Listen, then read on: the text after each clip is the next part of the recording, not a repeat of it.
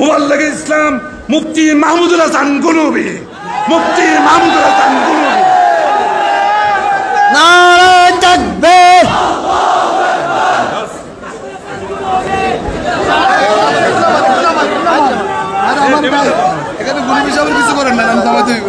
আসসালামু আলাইকুম ওয়া রাহমাতুল্লাহি ওয়া বারাকাতুহু। আউযু বিল্লাহি মিনাশ শাইতানির রাজিম। বিসমিল্লাহির রহমানির রহিম। ওয়াল্লাযীনা কাফারু বা'দুহুম আউলিয়াউ বা'দ ইল্লা তাফআলুহু তাকুন ফিতনাতুন ফিল আরদি ওয়া ফাসাদুন কাবীর। ওয়া ক্বালা রাসূলুল্লাহি সাল্লাল্লাহু আলাইহি ওয়াসাল্লাম আল জিহাদু মাদিন ইলা ইয়াউমিল কিয়ামাহ। সাদাকাল্লাহুল আযীম ওয়া সাদাকা রাসূলুহুন নবিয়্যুল কারীম। সম্মানিত ওলামায়ে কেরাম, প্রিয় হাজিরিন, বিশেষ করে বৃহত্তর নোয়াখালীর জনগণ, আল্লাহ পাকের দরবারে লাখো কোটি শুকরিয়া যে আল্লাহ তাআলা আজকে আমাদেরকে বিভিন্ন প্রকার জুলুম থেকে প্রাথমিক মুক্তি, আমাদের এই জীবনে আমরা বিভিন্ন জুলুম থেকে প্রাথমিক মুক্তির মাধ্যমে আজকে আপনাদের সামনে আলহামদুলিল্লাহ কারা বিজয়ী মজলুম আলেম, যিনি প্রায় 11 বছর 16 দিন জেল খেটেছেন, সেই শেখুল হাদিস জসিমউদ্দিন রহমানী দামাত বারাকাতুহুমুল আলিয়াকে নিয়ে আপনাদের সামনে আসতে পেরেছি। আলহামদুলিল্লাহ। হযরত বলতেছিলেন যে আমার তো চিন্তা ছিল না যে আমাকে আল্লাহ তাআলা মুক্ত করবে, আল্লাহ করেছেন। এটাই হলো আল্লাহ তাআলাতে বলেছেন ওয়াল্লাহু ইয়াসিমুকা মিনান নাস। তুমি যদি দ্বীনে হকের দায়ী হও, মুবাল্লিগে ইসলাম হও, মুজাহিদে মিল্লাত হও, তোমাকে রক্ষা করার দায়িত্ব রব্বুল আলামিনের। তোমার বিরুদ্ধে যত পীরি বদদুয়া দেখ না কেন, তোমার বিরুদ্ধে যত শাইগি প্রতারণা করুক না কেন, যত নামদারি আর পোশাকদারিরা তোমার বিরোধিতা করুক না কেন, তোমাকে রক্ষা করার দায়িত্ব রব্বুল আলামিনের। এটাই রব্বুল আলামিন প্রমাণ করেছেন। আলহামদুলিল্লাহ, আলহামদুলিল্লাহ। জগদ্দল পাথরকে আল্লাহ তাআলা আমাদের উপর থেকে সরিয়ে দিয়েছেন। এখন সময় এসেছে ফসল ঘরে উঠানোর।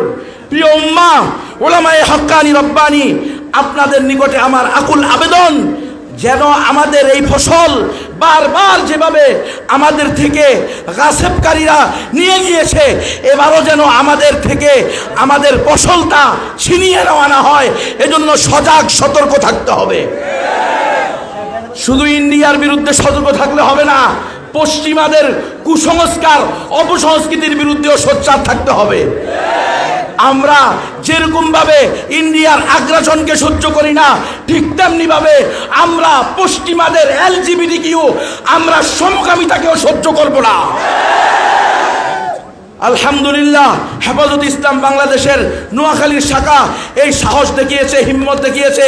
যাদের নাম নিলে কষ্ট পায়, যাদের নাম নিলে বিরোধিতা শুরু হয়ে যায়, চুলকানি শুরু হয়ে যায়, এমন আলেমদেরকে একত্রিত করেছে। আলহামদুলিল্লাহ। আমি সারা দেশের হেফাজতে ইসলামের সকল জেলা ভিত্তিক সংগঠন, সারা দেশের হেফাজতে ইসলামের সকল মুরব্বীদের নিকটে, নেতাকর্মীদের নিকটে আমার আহ্বান থাকবে, মনে রাখবেন, বারবার নিজেদের অস্তিত্ব বিলীন করতে যাবেন না, নিজেদের অস্তিত্ব জানান দিতে হবে। আজকে এই পকেটে, কালকে ওই পকেটে, পরশু ওই পকেটে যদি যেতে থাকেন, তো ওলামায়ে কেরাম, হকপন্থী তৌহিদবাদী মুসলমানেরা হেফাজতে ইসলামকেও বয়কট করবে। আমরা দ্বীনের পথে, ইসলামের পথে, তাওহীদের পথে মুসলমানদেরকে ঐক্যবদ্ধ করতে চাই, সারা দেশের মানুষকে শান্তির দিকে আহ্বান করতে চাই। একমাত্র শান্তি ইসলামে।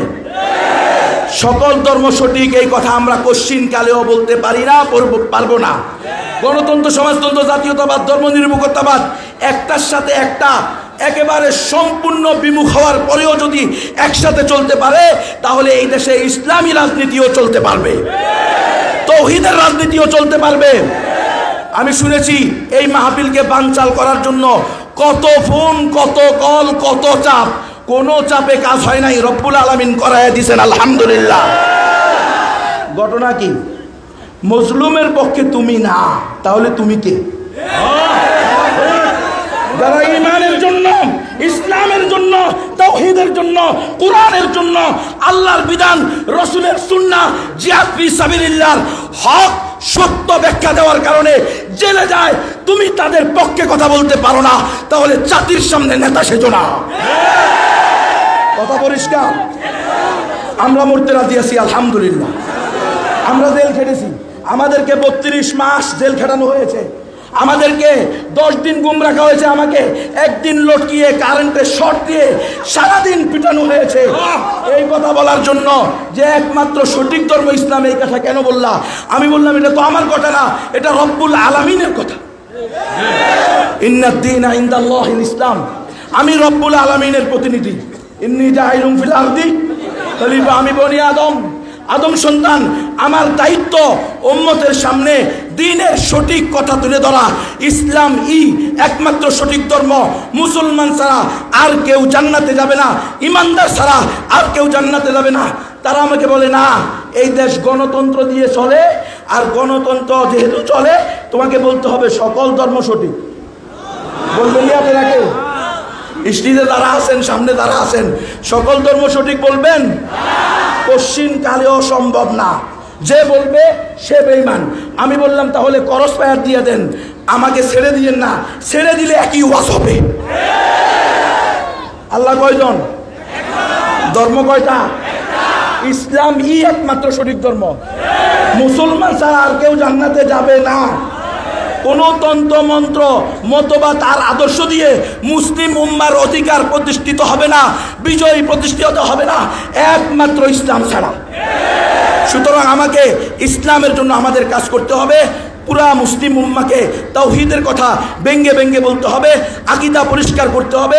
আমরা আকীদার ব্যাপারে সবচেয়ে অসচেতন, এবং গত 100 বছর আমরা যে গণতন্ত্রের গোলক দাদায় পড়েছি, আমরা ভুলে গেছি আমরা এই গণতন্ত্রের গোলক দাদায় পড়ে ওয়ালিয়াযু বিল্লাহ পোশাকদারি কিছু লোক সেকুলার হয়ে গেছি নিজের অজান্তে।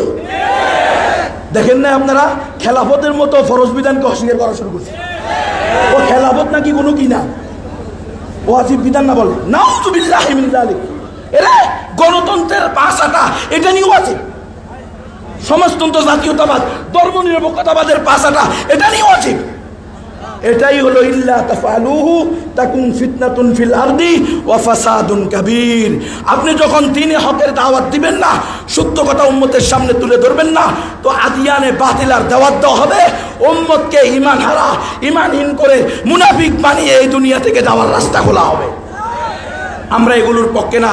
আলহামদুলিল্লাহ, আমি হেফাজতে ইসলাম ফেনী এই নোয়াখালী শাখার নিজামুদ্দিন সাহেব সহ যারা আছেন নেতাকর্মী, সকলকে আন্তরিক মোবারকবাদ জানাই। আলহামদুলিল্লাহ, এই ধরনের প্রোগ্রাম প্রতিটা জেলায় হতে হবে ইনশাআল্লাহ। আমি পুরা দেশবাসী, প্রাণপ্রিয় উম্মাহ, হকপন্থী ওলামায়ে কেরামের কাছে আকুল আবেদন করব, আপনারা উম্মতের সামনে এটা পেশ করেন। জঙ্গি, উগ্রবাদী, সন্ত্রাস, জিহাদি, এগুলো সব ইসলামের ফরজ বিধানের বিরুদ্ধে ষড়যন্ত্র। এই বাংলাদেশে সবচেয়ে মিথ্যা, সবচেয়ে ভুয়া, সবচেয়ে ভিত্তিহীন, সবচেয়ে হয়রানিমূলক মামলার নাম হলো জঙ্গি মামলা। আপনারা আমাকে এর আগেও দেখেছেন। আপনাদের নোয়াখালীতে আমি বয়ান করি নাই, সারা দেশব্যাপী ওয়াজ করেছি। আমরা কি কোনো গোপন ব্যক্তি, কোনো গোপন সংগঠনের জন্য কোনোদিন কাউকে দাওয়াত দিয়েছি?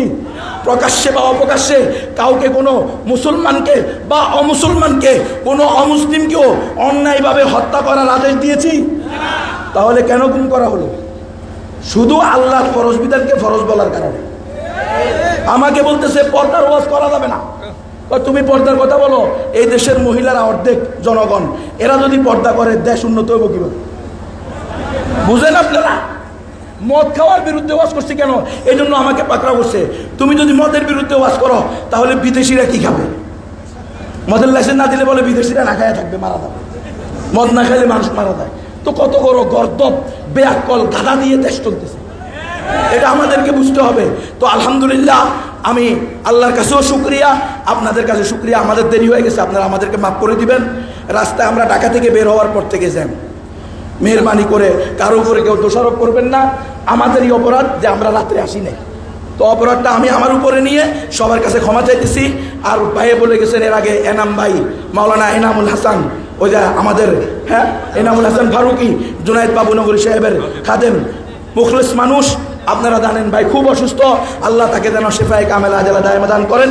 যাদের সহযোগিতা করার তৌফিক আছে তার জন্য হাত প্রসারিত করবেন। বন্যা কবলিত এলাকা আপনারা ত্রাণ দিবেন হেফাজতে ইসলামের অধীনে। আলহামদুলিল্লাহ, নিজামুদ্দিন সাহেব হুজুরের তত্ত্বাবধানে কাজ চলতেছে, চলবে। আল্লাহ তাআলা আমাকে সহ সবাইকে আল্লাহর দ্বীনের সকল খেদমাত আঞ্জাম দেওয়ার তৌফিক দান করেন। আমিন। আসসালাম।